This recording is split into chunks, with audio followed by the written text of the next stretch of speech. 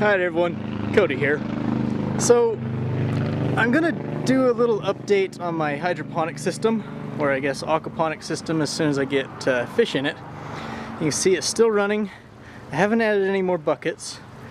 I wanted to make sure this worked before. And let's see, the strawberries, they are still alive, but it's only been a couple of days.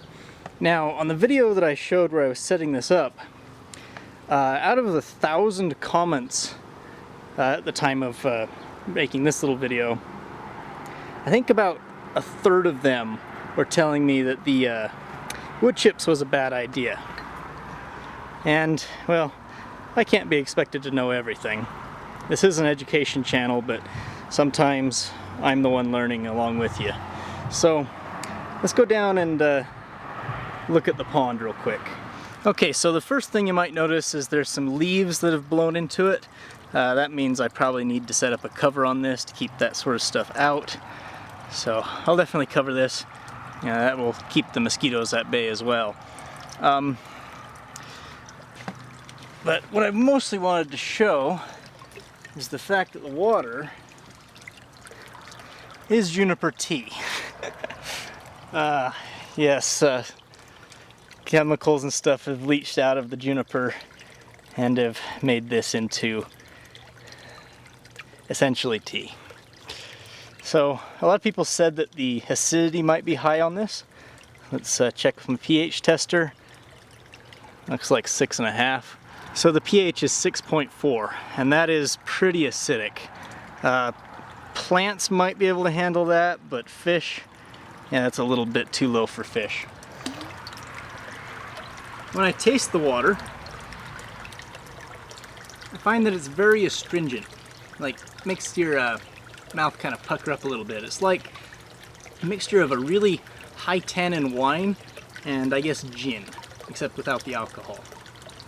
That's basically what I've got here. To be honest, I didn't know that junipers had that much tannic acid in them. Apparently they do. Perhaps I could use this water to tan leather, but I don't think fish are going to handle it. So I'm going to have to dump it all out, get rid of the wood chips, and start again.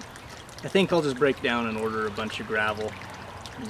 My previous experiments, gravel seemed to work, so.